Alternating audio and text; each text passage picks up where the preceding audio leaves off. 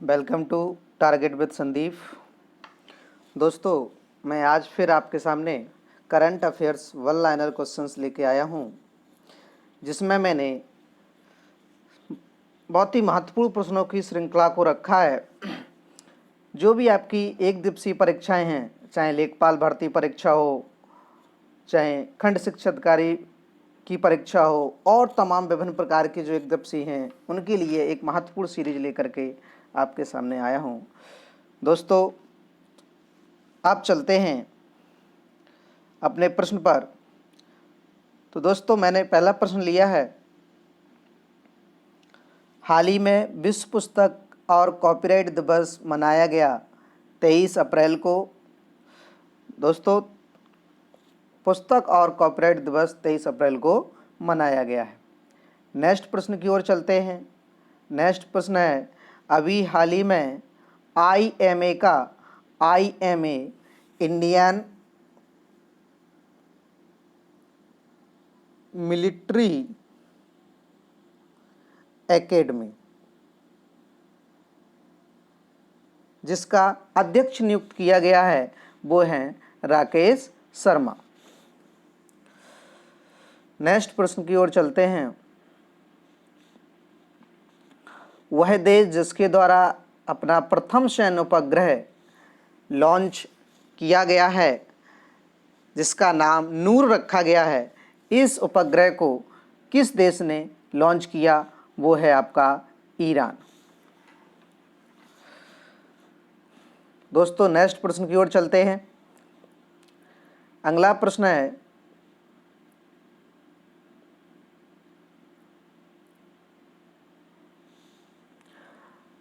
भारत ने अभी हाल ही में किस देश को 23 टन आवश्यक दवाइयाँ भेजी?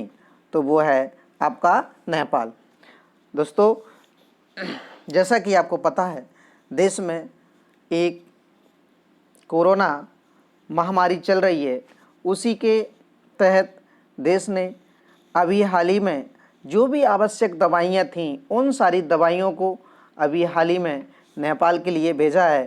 तो भारत ने अभी हाल ही में किस देश को 23 टन आवश्यक दवाइयाँ भेजी हैं? तो वो भेजी हैं आपके नेपाल को। नेक्स्ट प्रश्न की ओर चलते हैं। अगला प्रश्न है, अभी हाल ही में किस देश ने डिजिटल करेंसी DCEP लॉन्च की है? तो दोस्तों, आप जानते हैं कि चीन इस समय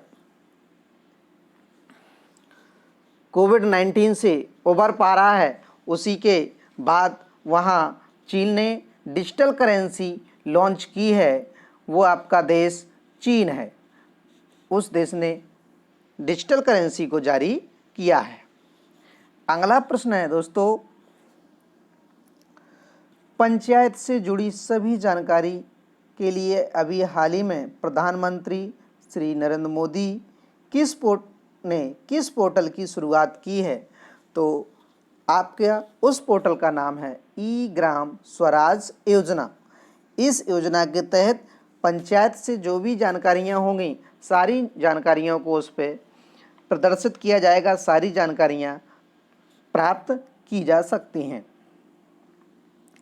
अब चलते हैं अगले प्रश्न की ओर। दोस्तों, अगला प्रश्न है हमारा, बहुत ही महत्वपूर्ण प्रश्न है। भारत सरकार ने केंद्रीय कर्मचारी और पेंशन धारकों के लिए या पेंशन भोगियों के लिए महंगाई भत्ते DA पर रोक लगा दी है। तो वो आपकी जुलाई 2021 तक के लिए भारत सरकार ने केंद्रीय कर्मचारियों और पेंशन भोगियों के लिए महंगाई भत्ते पर रोक लगा दी है। ये बहुत ही इम्पोर्टेंट प्रश्न है, आप इसको नोट कर लीजिएगा। ये बहुत ही इम्पोर्टेंट प्रश्न है।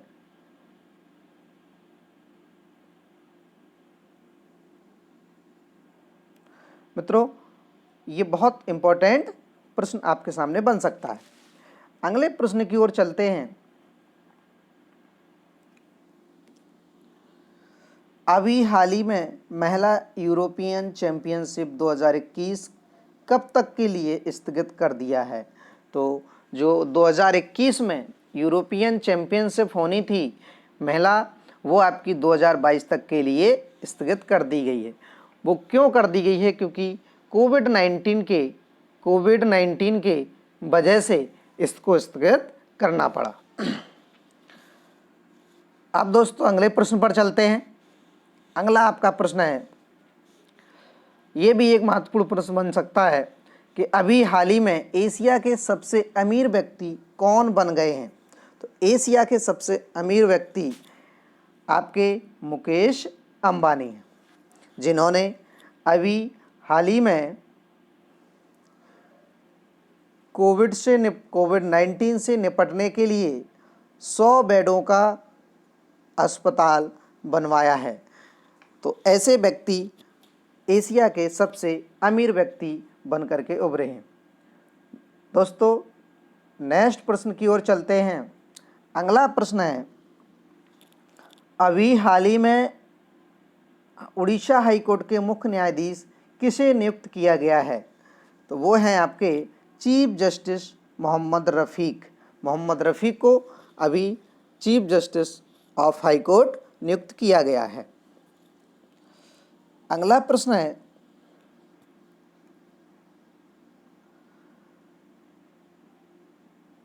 प्रश्न है, संपर्क बैठक मोबाइल एप्लीकेशन अभी हाल ही में किस राज्य सरकार द्वारा प्राइमरी स्कूल में बच्चों के बैठने के लिए लॉन्च किया गया है?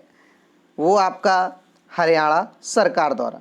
हरियाणा सरकार ने अभी हाल ही में संपर्क बैठक मोबाइल एप्लीकेशन एक लॉन्च किया है, जिसमें राज्य सरकार के जितने भी प्राइमरी स्कूल्स हैं उनमें बच्चों के बैठने की व्यवस्था का प्रावधान किया गया है।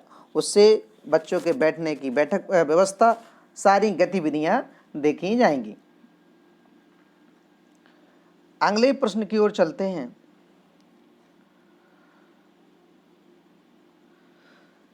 चीन के वुहान शहर से फैले कोरोना वायरस का क्या नाम दिया गया है? ये बहुत ही महत्वपूर्ण प्रश्न है और किसी भी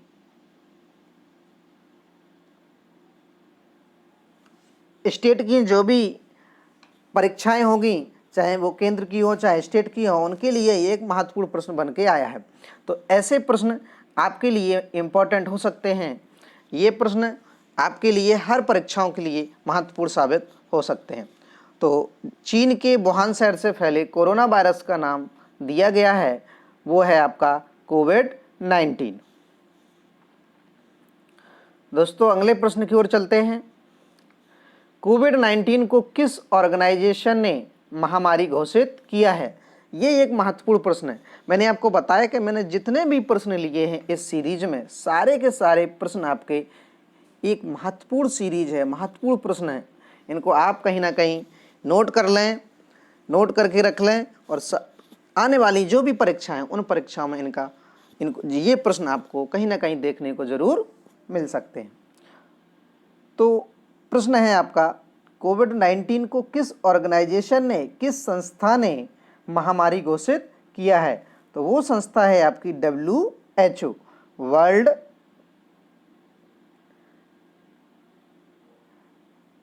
हेल्थ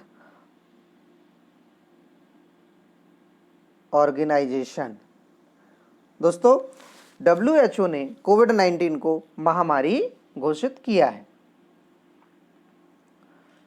अगले प्रश्न की ओर चलते हैं। सबसे पहले कोरोना वायरस के कारण किस राज्य में पूर्ण कर्फ्यू लगाया गया है? तो किस राज्य में पूर्ण कर्फ्यू लगाया गया है? वो है आपका पंजाब। दोस्तों सबसे पहले देश में लॉकडाउन लगा था। देश में लॉकडाउन को लगाया गया है, तो पंजाब में लॉकडाउन को ज़्यादा सफल ना देखते हुए वहाँ की अमरिंदर सरकार ने हाल ही में सबसे पहले अपने देश में पूर्ण कर्फ्यू लगाया है। अब चलते हैं दोस्तों, इस सीरीज का अंतिम प्रश्न है, भारत सरकार ने कोरोना वायरस के चलते अभी हाल ही में किस तारीख को जनता कर्फ्यू लगाया था? तो वो ये आपका भी एक महत्वपूर्ण प्रश्न है। तो ये प्रश्न आपका एक महत्वपूर्ण प्रश्न बन सकता है। तो ये 22 मार्च को लगाया गया था, दिन रविवार था। रविवार को माननीय प्रधानमंत्री जी ने देश के संबोधन में 22 मार्च को जनता कर्फ्यू जनता के लिए लगाया था। तो दोस्तों, आज की मेरी ये सीरीज महत्वपूर्ण प्रश्नों की श्रृंखला समाप्त होती है और लास्ट में मैं आपको एक छोटी सी सूचना दूंगा कि जो भी सभी महत्वपूर्ण परीक्षाओं के लिए कृपया हमसे नोट्स प्राप्त कर सकते हैं। जो भी महत्वपूर्ण परीक्षाएं हैं, चाहे आपकी, मैंने बताया आपको प्रारंभ में ही, चाहे लेखपाल भर्ती परीक्षा हो, चाहे आपकी BO परीक्षा हो, चाहे आपको UPPSC परीक्षा हो, सारी परीक्षाओं के लिए एक करंट अफेयर्स महत्वपूर्ण योगदान रखता है। ये एक तरीके का स्कोरिंग सब्जेक्ट है। स्कोरिंग में आप जितना, एक और इसकी एक सीमा होती है, सीमा के दायरे में जितना भी आप इसको कलेक्ट करते रहेंगे वो आपके लिए एक महत्वपूर्ण सीरीज बनती रहेगी और आपके सब्जेक्ट पे अच्छी सी पकड़ हो सकती है। तो इसके लिए मित्रों, आपको जो भी नोट्स चाहिए होंगे, जितने भी महत्वपूर्ण नोट्स चाहिए, वो हमारे इस नंबर पर कांटेक्ट कर सकते हैं। हमारा व्हाट्सएप नंबर ये है, इस पे हम आपको नोट्स उपलब्ध करा सकते हैं। तो दोस्तों, आज की क्लास के लिए इतने ही महत्वपूर्ण प्रश्न थे। ओके, धन्यवाद।